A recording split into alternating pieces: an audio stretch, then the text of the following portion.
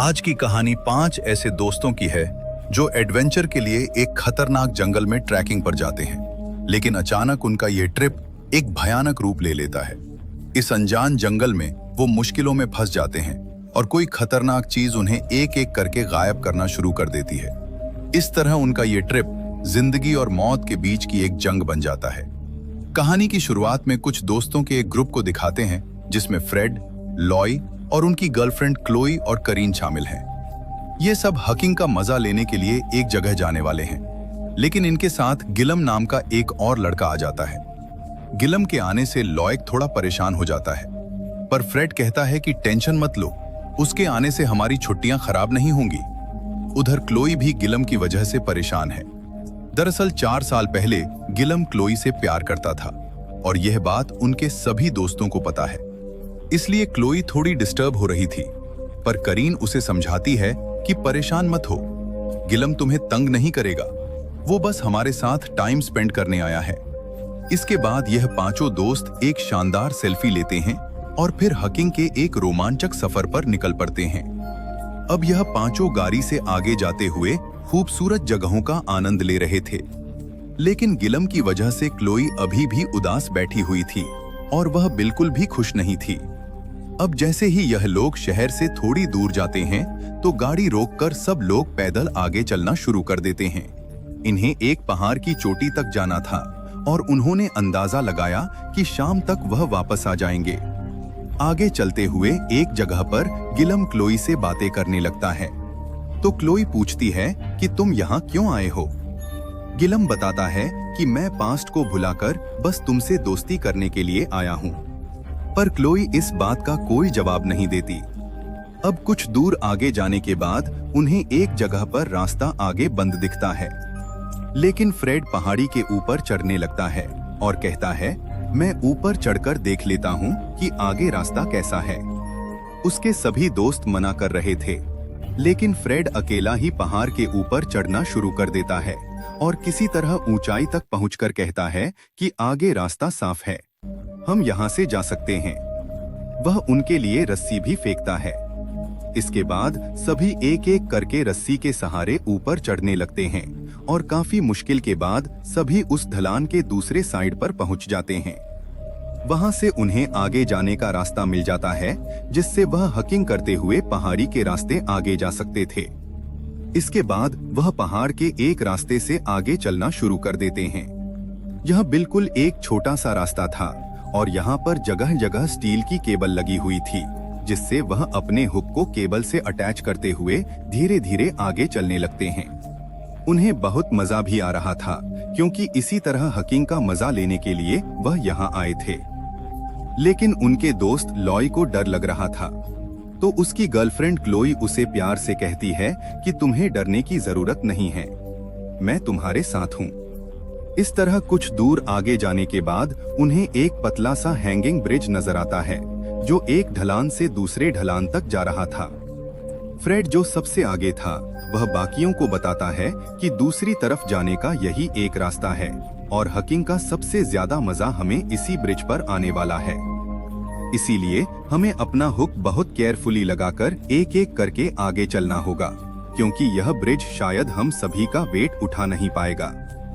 इसके बाद फ्रेड सबसे पहले आगे जाता है और किसी तरह ब्रिज क्रॉस करके दूसरी तरफ पहुंच जाता है। इसके बाद वह एक एक करके आगे जाते हुए ब्रिज को क्रॉस करने लगते हैं। सबसे पीछे रह जाते हैं लॉय और करीन, लेकिन लॉय यहाँ पर डरने लगता है, क्योंकि उसे हाइट से बहुत ज्यादा डर लगता है, जिस वजह से वह आगे नहीं जा पा रहा था। तब उसकी गर्लफ्रेंड क्लोई उसकी तरफ आती है और उसे समझाती है कि हम तुम्हारे साथ हैं, तुम्हें डरने की जरूरत नहीं है। जिसके बाद वह किसी तरह डरते डरते आगे चलते हुए चट्टान तक पहुंच जाता है।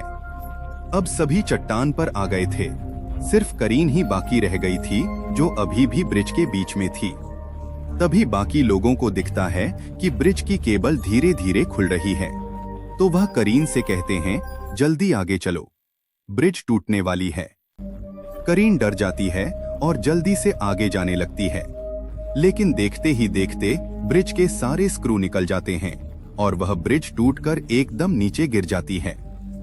पर करीन अपने हुक के सहारे केबल से लटक जाती है। सभी घबरा जाते हैं कि अब क्या होगा। करीन भी बहुत ज्यादा डर जाती है। वह आगे जाने की कोशिश करती है पर वह कुछ कर नहीं पा रही थी, जिसके बाद फ्रेड मदद के लिए उसकी तरफ रस्सी फेंकता है। लेकिन लॉय को ऊंचाई की वजह से बहुत ज्यादा डर लगने लगता है।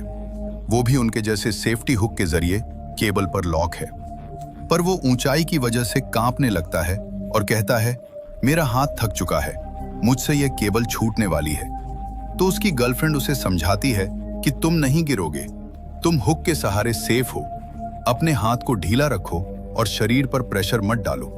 लेकिन लॉय इस मोमेंट पर अपनी गर्लफ्रेंड की बात नहीं समझ पाता और बहुत ज्यादा कांपने की वजह से उसका पैर फिसलकर हुक के सहारे केबल पर लटक जाता है।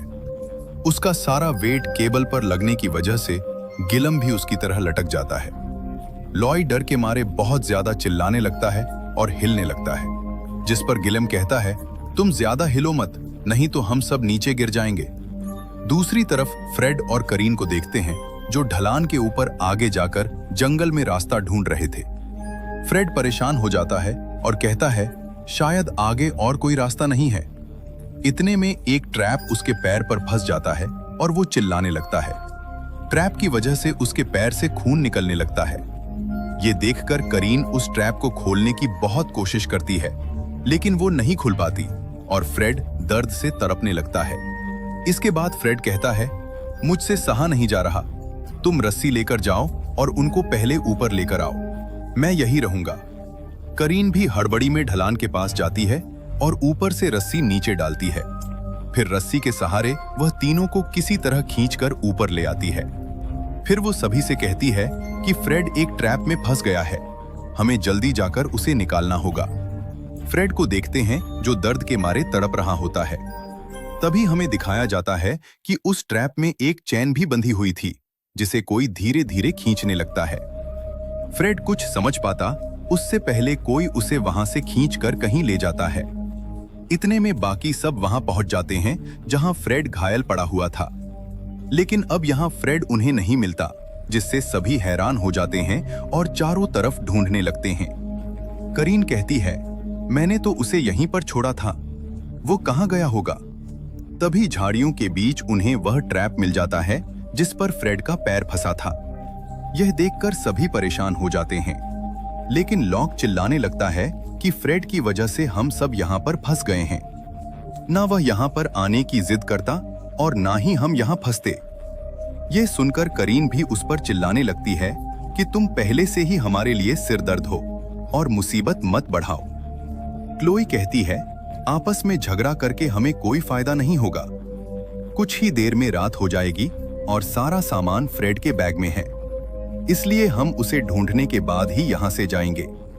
जिसके बाद सभी जंगल में आगे जाकर फ्रेड को ढूंढने लगते हैं, लेकिन वो उन्हें कहीं नहीं मिल रहा था और ना ही उसका कोई जवाब आ रहा था। अब आगे जाते हुए गिलम किसी बात को लेकर लॉक को चिढ़ाने लगता है, जिससे लॉयक भी गुस्से में आ जाता है और दोनों में हाथापाई शुरू हो जाती है। ये देखकर क्लोई जब उनकी लड़ाई रोकने के लिए आगे जाती है, तभी अचानक वह एक गड्ढे में गिर जाती है। ये देखकर वह चिल्लाने लगते हैं, क्लोई तुम कहाँ हो? पर उसका कोई जवाब नहीं आता और यह गड्ढा बहुत ही गहरा और अंधेरा था। जिसके बाद करीन रस्सी के सहारे धीरे धीरे गड्ढे के नीचे जा पहुंचती है, जहां पर बहुत सारी नुकीली चीजें लगी हुई थी, जैसे किसी ने ट्रैप बिछा के रखा हो। तभी उसे वहां पर क्लोई दिख जाती है, जो अंधेरे में बैठकर रो रही थी, क्योंकि गिरने की वजह से एक नुकीली चीज उसके हाथ के आर पार हो गई थी और वह दर्द के मारे हिल भी नहीं पा रही थी।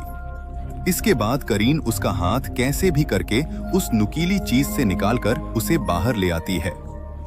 अब सब इस बात को लेकर परेशान थे कि यह ट्रैप आखिर किसने बिछाया होगा।